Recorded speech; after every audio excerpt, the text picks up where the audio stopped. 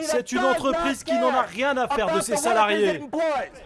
S'exprimer au nom du Parti démocrate, c'est une première pour William. Ce jour-là, à Miami, il manifeste contre une mesure de privatisation d'une entreprise publique. C'est la victoire de Donald Trump qui l'a poussé à s'engager en politique. Débattre ne suffisait plus, il fallait que je me batte. Donc je me suis engagé dans le parti de l'opposition. Et William n'est pas le seul à rallier les démocrates. Si aucun chiffre n'est encore publié, ils seraient nombreux à les avoir rejoints au lendemain de la victoire de Donald Trump. Et les caisses du parti se sont bien renflouées.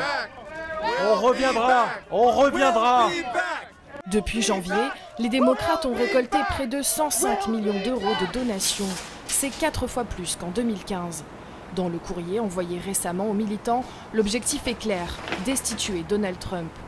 Selon Dwight Boulard, délégué au comité national du parti, les élus démocrates cherchent un moyen d'engager cette procédure. Leur stratégie serait de rallier à leur cause les sénateurs républicains, gênés notamment par les collusions entre le candidat Trump et le gouvernement russe pendant la campagne. Il faut que 225 membres du Congrès acceptent ce processus de destitution. Pour le moment, nous sommes 189 démocrates. Donc il faut encore trouver entre 30 et 40 républicains qui souhaitent eux aussi lancer cette procédure de destitution.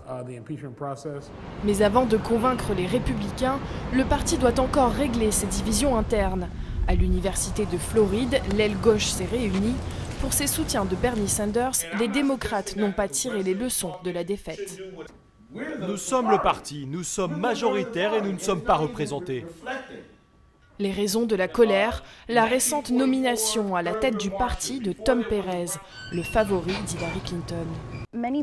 Beaucoup de sondages ont montré que Bernie Sanders aurait battu Donald Trump haut la main. Mais le Parti démocrate continue d'ignorer ça. Le Parti démocrate était autrefois le parti du peuple. Mais aujourd'hui, le problème c'est que nous sommes en train de perdre parce que le parti a cessé d'écouter ce peuple. Il reste aux démocrates 1 an et demi pour reconstruire le parti et afficher leur unité.